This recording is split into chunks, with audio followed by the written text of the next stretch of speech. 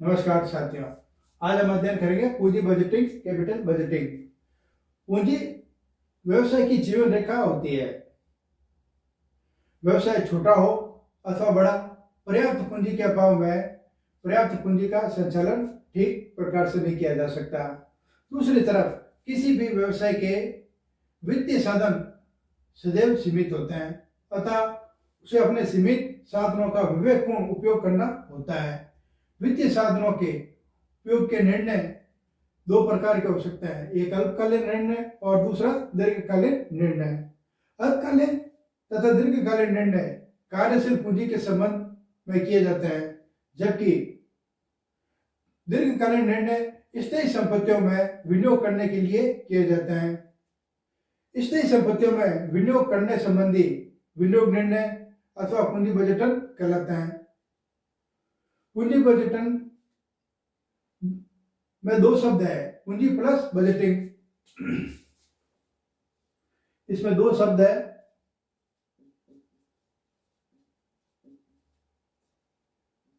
एक तो पूंजी, दूसरा बजटिंग। दो शब्दों से मिलकर बना है पूंजी प्लस बजटिंग। पूंजी से आशय आय के धन का व्यय है। पूंजी से क्या आशय है? आय के लिए धन का व्यय।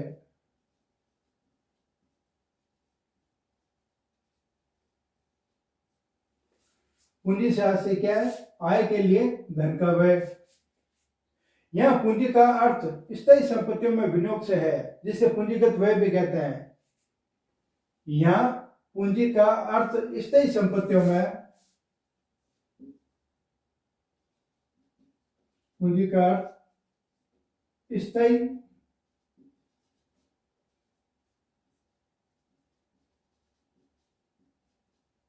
संपत्तियों में,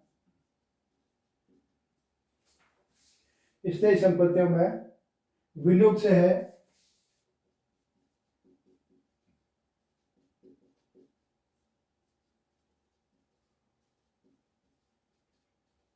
जिसे पूंजीगत व्यय भी कहते हैं।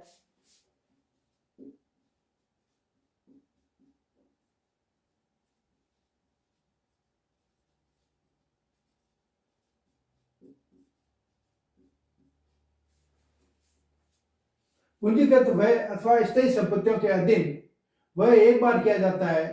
पूंजीगत व्यय अथवा स्थायी संपत्तियों के अधीन वह एक बार किया जाता है तथा इस व्यय का लाभ अनेक वर्षों तक प्राप्त होता रहता है। पूंजीगत व्यय अथवा स्थायी संपत्तियों के अधीन वह एक बार किया जाता है तथा इस व्यय का लाभ अनेक वर्षों तक प्राप्त किया जाता है। पूंजीगत व्ययों का व्यय एक बार किया जाता है,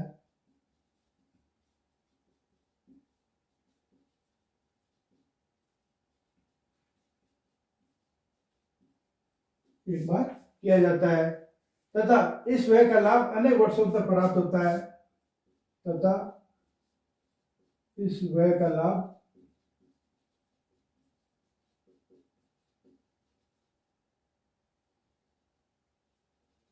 अनेक वर्षों तक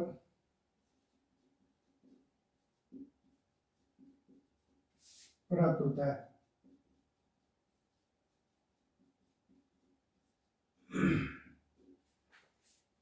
बजटिंग से आशय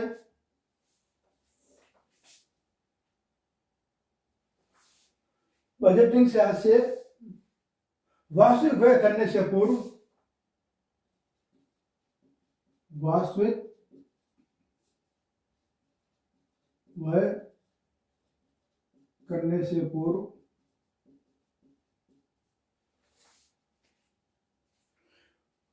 नियोजन बजटिंग के अधीन, नियोजन बजटिंग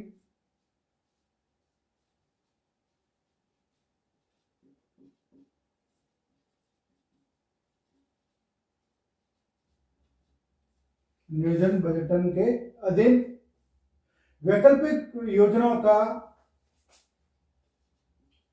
वैकल्पिक योजनाओं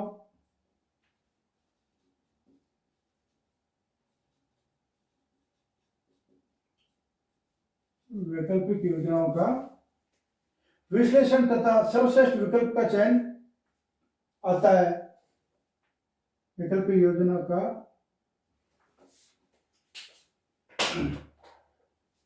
विश्लेषण तथा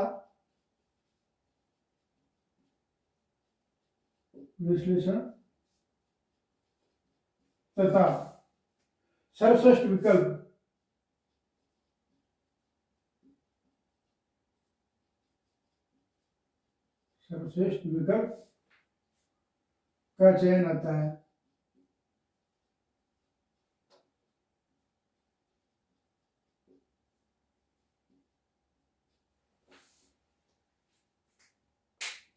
इस प्रकार पूंजी बजटिंग व्यवसाय के कोषों का स्थायी संपत्तियों में विनियोग करने का निर्णय है, जिससे कि व्यवसाय की लाभ उपार्जन अधिकतम हो सके। पूंजी बजटन के अधीन वैकल्पिक पूंजीगत व्ययों उनसे संबंधित लाभों को देखा जा सकता है। अतः पूंजी का अर्थ आय के लिए धन का व्यय से माना जाता है और इसे हम स्थायी संपत्ति में विनियोग से है, जिसे पूंजीगत व्यय भी कहते हैं। पूंजीगत व्यय का व्यय एक बार किया जाता है तथा इस व्यय का लाभ अन्य वर्षों तक प्राप्त किया जा सकता है, जबकि बजटिंग का वास्तविक व्यय करने से पूर्व विलोजन बजटिंग के अधीन वैकल्पिक योजना का विश्लेषण तथा सर्वश्रेष्ठ विकल्प का चयन करना होता है। अब हम इससे संबंधित कुछ परिभाषा लेते हैं।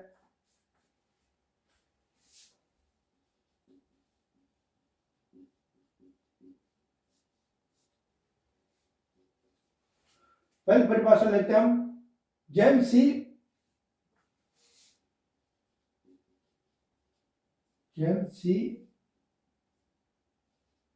वैन हॉर्न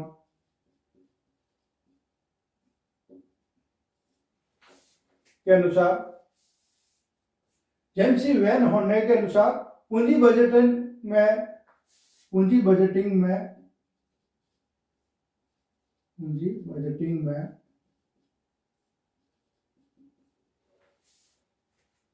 भविष्य में एक वर्ष से अधिक समय में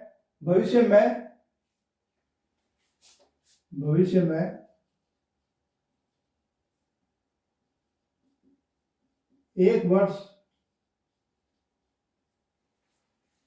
वर्ष से अधिक समय में प्राप्त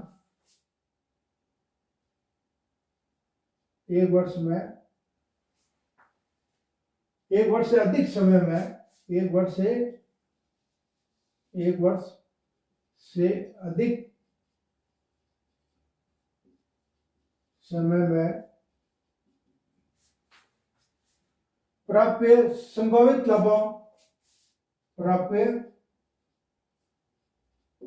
संभावित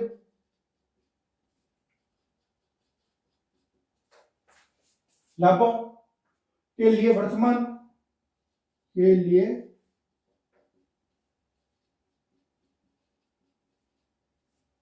वर्तमान में विनियोग करना है।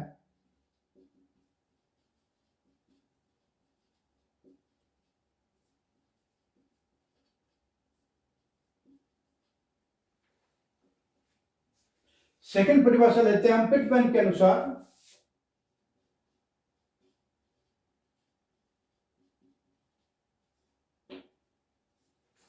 क्या कहता है पिटमैन? पूंजी बजटन पूंजी व्ययों के लिए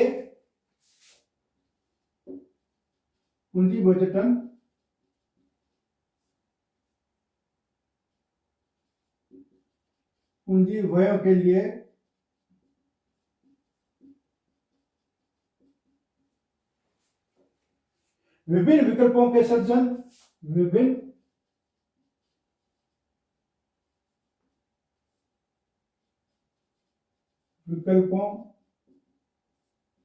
सृजन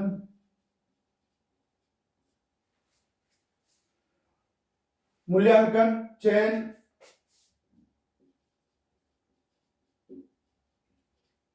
मूल्यांकन, चयन एवं अनुगमन कार्यों की प्रक्रिया है।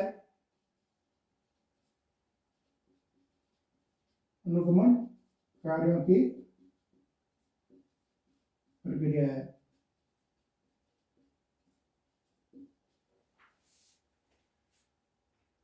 अर्थात इन परिभाषाओं के आधार पर हम कह सकते हैं कि पूंजी बजटन दीर्घकालीन नियोजन से संबंधित प्रक्रिया है।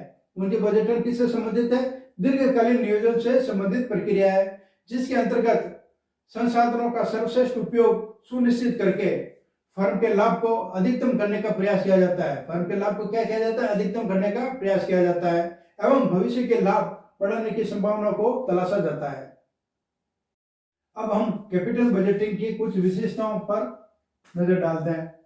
पूंजी बजटिंग की विशेषताएं, characteristics of capital budgeting. First point लेता हूं, दीर्घकालीन संपत्तियों में विनियोग।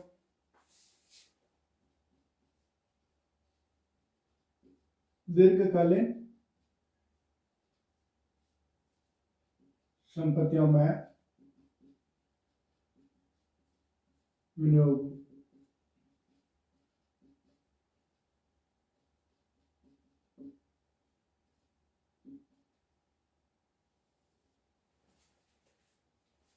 पूंजी बजटिंग के अधीन पूंजीगत व्यय होते हैं।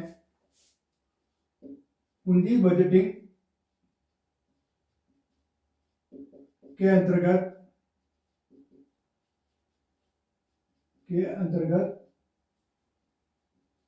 पूंजीगत व्यय होते हैं।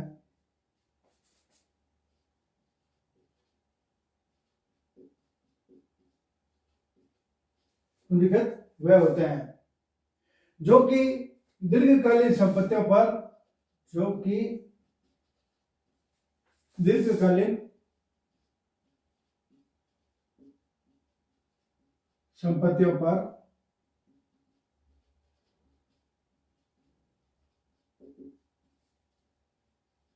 किए जाते हैं।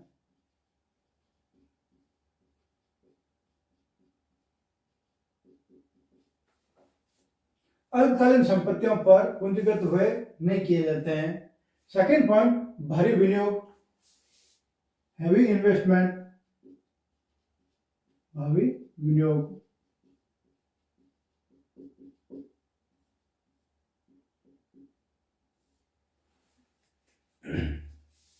प्राय इसके अधीन भारी मात्रा में कोषों का विनियोग किया जाता है। इसके अंतर्गत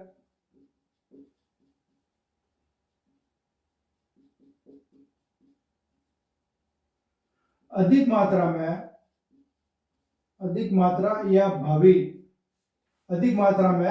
अधिक कोषों का विनियोग किया जाता है। अधिक मात्रा में कोषों का विनियोग किया जाता है।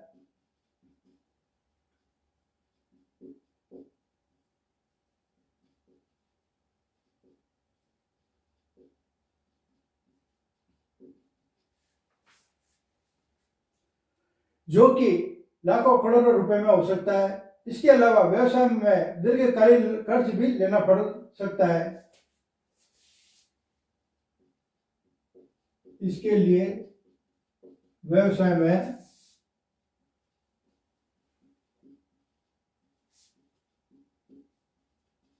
दीर्घकालीन ऋण या कर्ज लेना पड़ सकता है।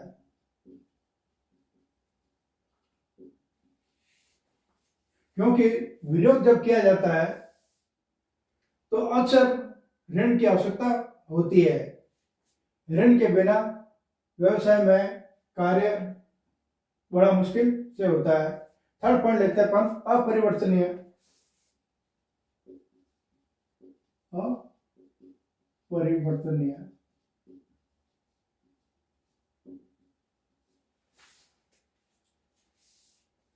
एक बार कोषों का विनियोग हो जाने के बाद निर्णय बदला नहीं जा सकता। दीर्घकालीन संपत्तियों में लगे धन को बिना हानि उठाए वहां से निकाला नहीं जा सकता।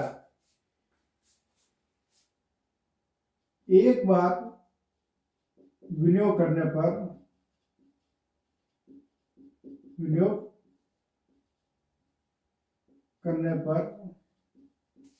एक बार विनियोग करने पर या विनियोग हो जाने के बाद एक बार विनियोग करने पर या विनियोग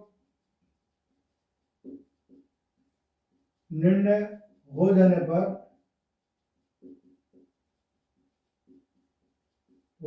पर दीर्घकालीन संपत्तियों में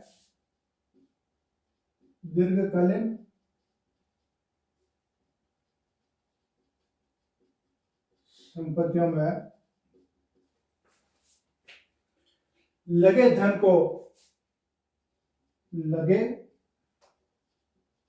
धन को बिना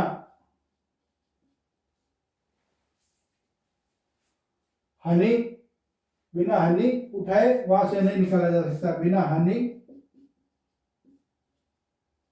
उठाए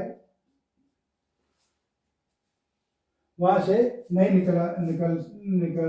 वहां से नहीं निकाला जा सकता।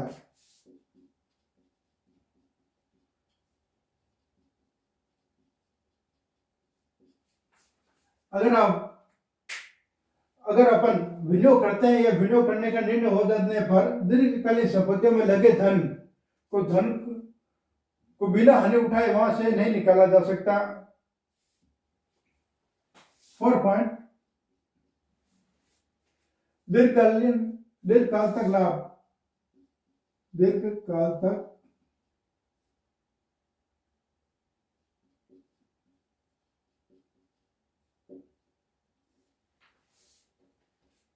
Return in long term.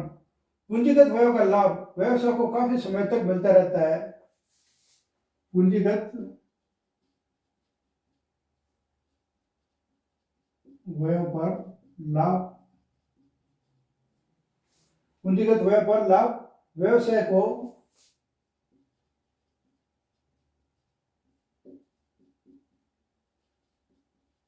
काफी समय तक मिलता रहता है।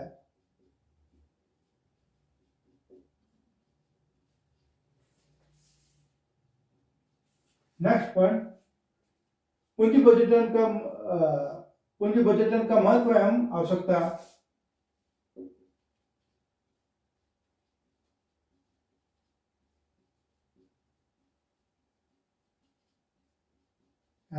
आवश्यकता।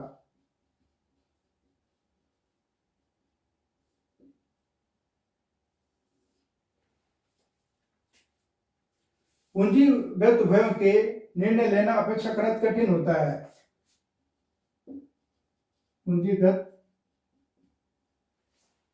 पूंजीगत व्ययों के निर्णय लेना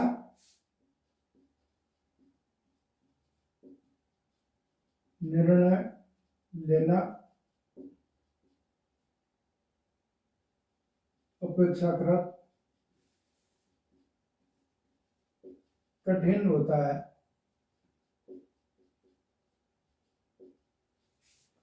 जरूरी नहीं है कि अपन जो निर्णय लेते हैं वो सही हो, इसलिए इसका निर्णय करना बड़ा कठिन होता है, क्योंकि इनका संबंध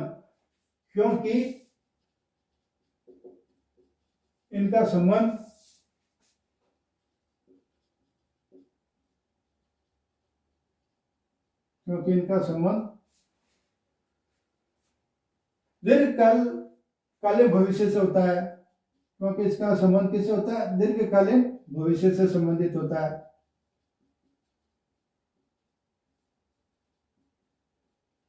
भविष्य में क्या होगा ये किसी को पता नहीं होता है। इस प्रकार के निर्णय लेना कठिन होता है और भविष्य अनिश्चित होता है।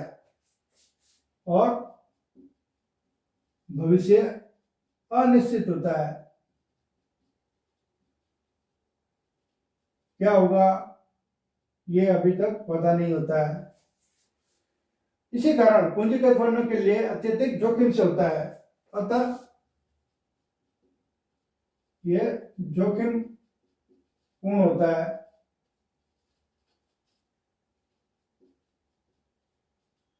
जोखिमपूर्ण होता है।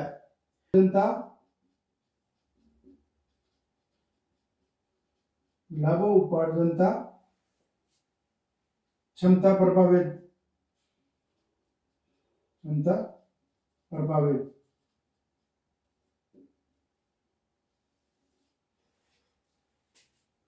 विवेकपूर्ण निर्णय व्यवसाय की लाभोपार्जन क्षमता को बढ़ा देते हैं। विवेकपूर्ण निर्णय लाभोपार्जन क्षमता को बढ़ा देते हैं।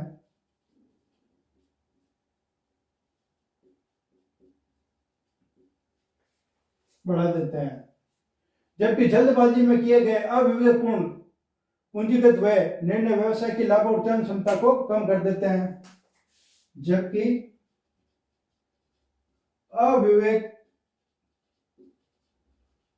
अविवेकपूर्ण या जल्दबाजी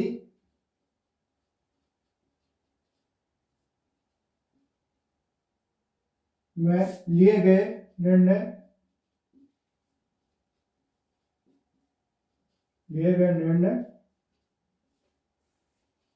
लाभोपार्जन क्षमता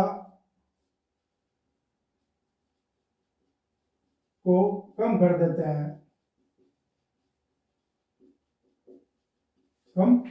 हैं।